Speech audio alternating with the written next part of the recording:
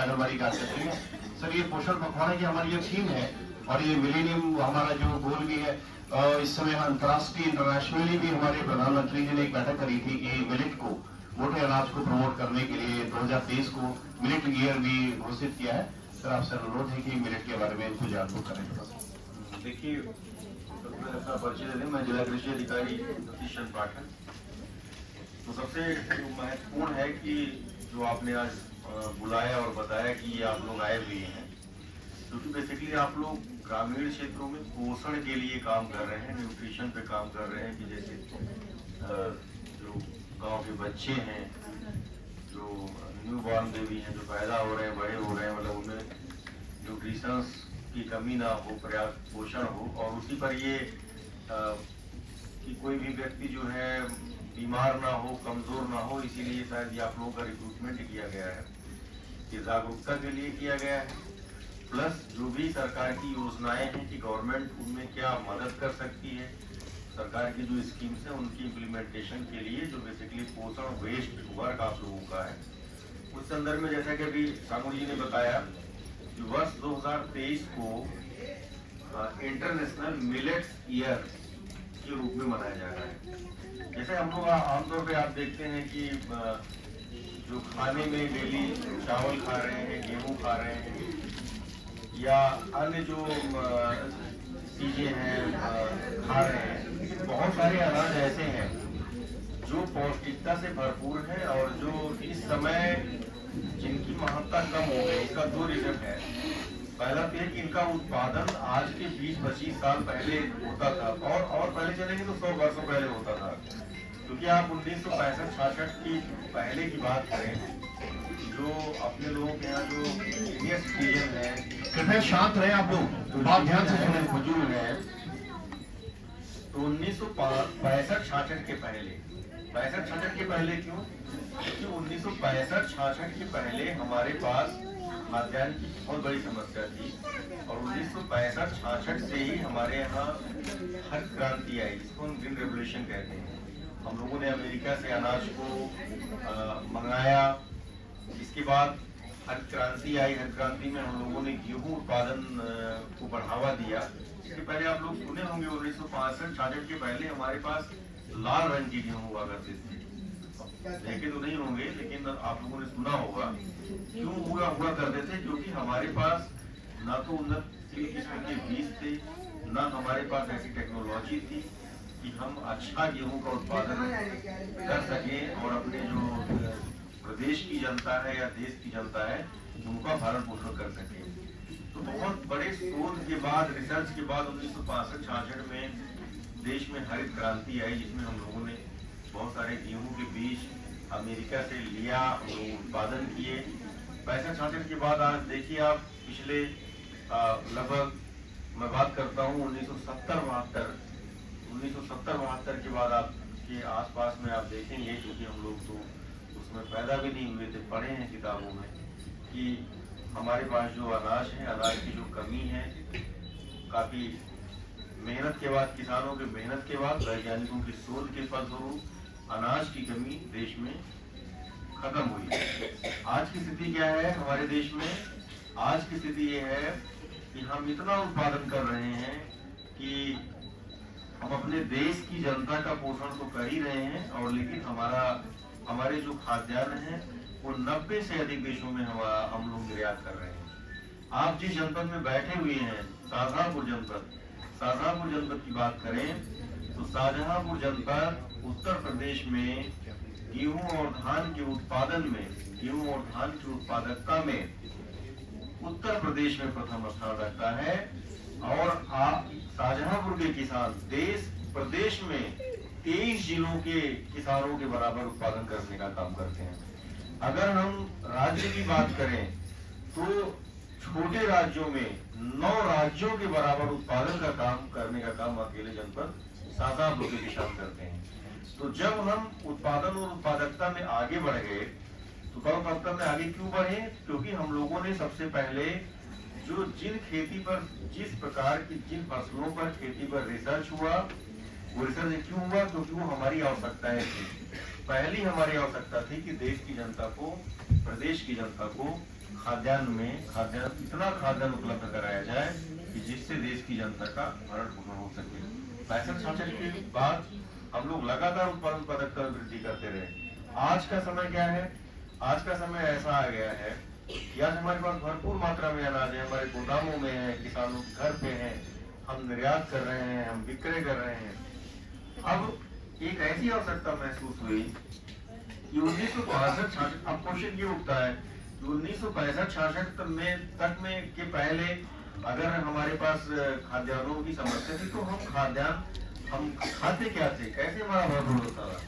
तो उस समय क्या था कि हमारा जो बेसिकली 40% जो वेस्ट था हमारा, वो मोटे अनाजों का था। आपको सुना होगा बाजरे की रोटी, कोदो, सावा, तो ये जो थे। और उस समय आपने देखा होगा कि जो हमारे सीनियर सिटीजन थे वो ज्यादा मजबूत थे, उनकी आयु ज्यादा थी, अच्छा पोषण वाले वो भोजन ग्रहण करते थे, फर्टिलाइजर का प्रयोग नहीं करते थे, जो कि फर्टिलाइजर था ही नहीं।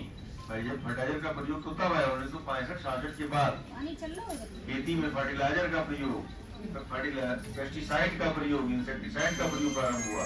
तो क्वेश्चन ये बहुत महत्वपूर्ण है। तो 1965-66 के पहले की जनता क्यों इतनी स्ट्रांग थी, क्यों उनके पास हुआ जो रोगों से लड़ने की क्षमता थी? क्यों?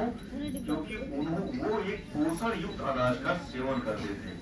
ऐसे पोषण युक्त अनाज का सेवन करते थे जिनके उत्पादन में ना तो उर्वरकों की आवश्यकता होती थी, ना तो पेस्टिसाइड की आवश्यकता होती थी, और जमीन इतनी फर्टाइल थी कि इन खाद्यान्नों का उत्पादन अपने आप हो जाया करता था।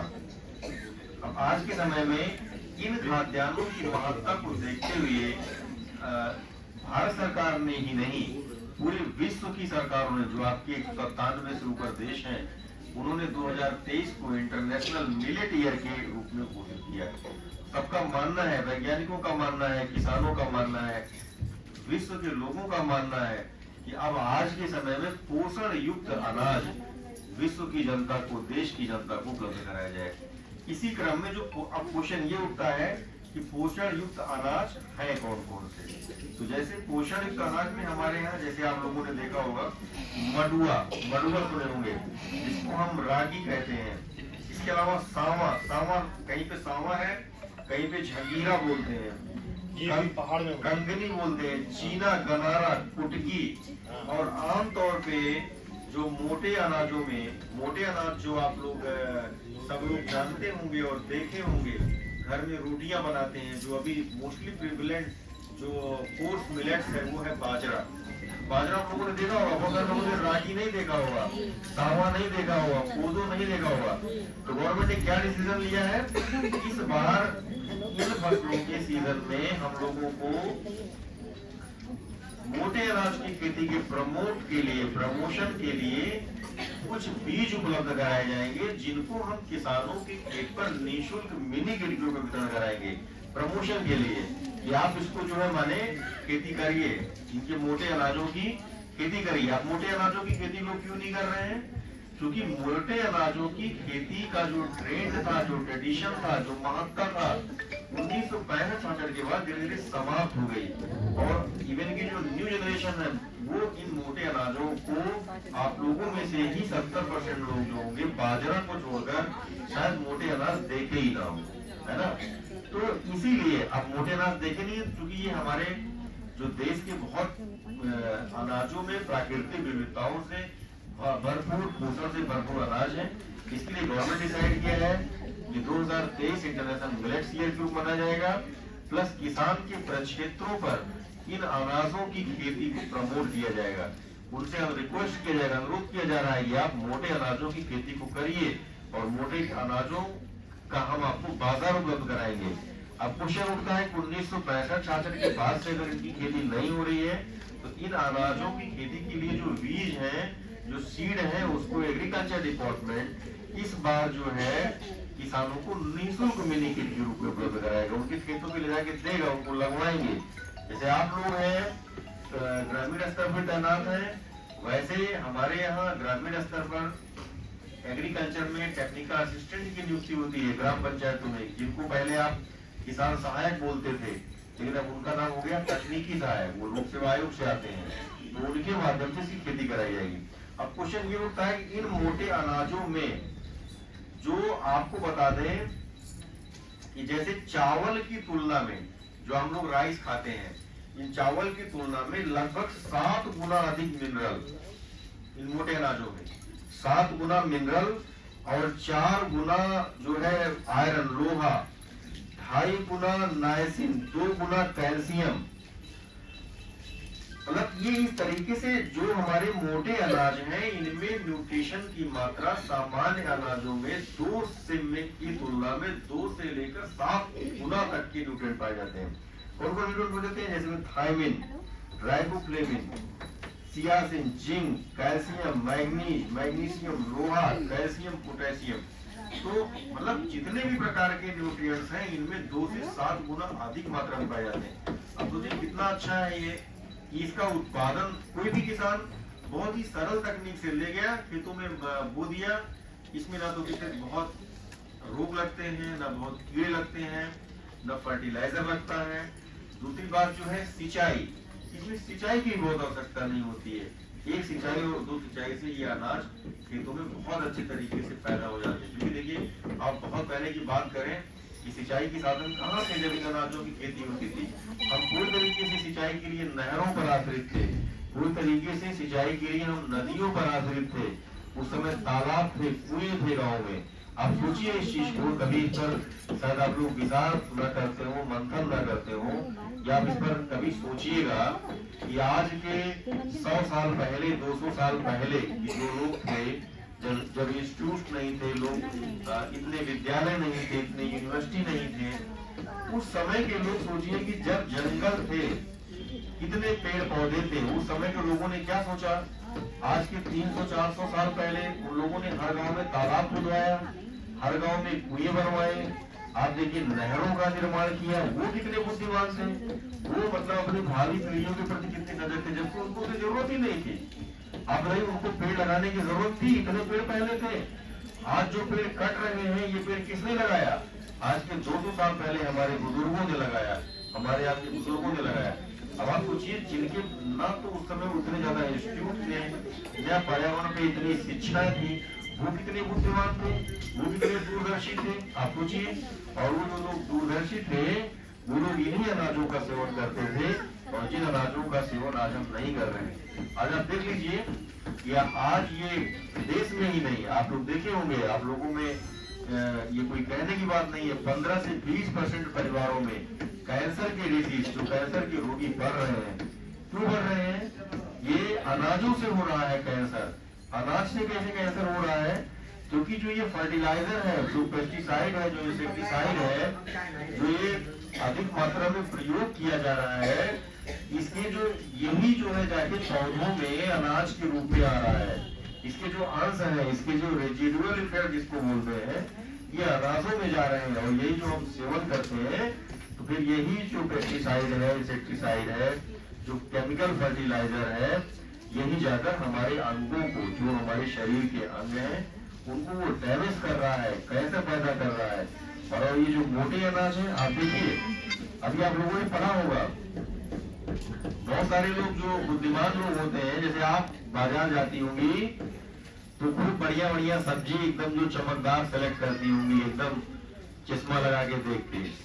लेकिन बहुत सारे लोग जो वैज्ञानिक हैं, वो जिसमें कीड़े लगे रहते हैं वो सब्जी खरीदते हैं। आप सोचेंगे वो पागल है, नहीं, ऐसी बात नहीं है। उनका मानना है जिसमें कीड़े लगे हैं उसमें उर्वरक का उपयोग कम हुआ है, इंसेक्टिसाइड का उपयोग कम हुआ है। तो आज आप जितनी चमकदार सब्जियां देख रहे हैं मार्केट में, इसमें बहुत ज्यादा मात्रा में पेस्टिसाइड का उपयोग होता है, बहुत ज्यादा मात्रा में इंसेक्टिसाइड होता है। ये बहुत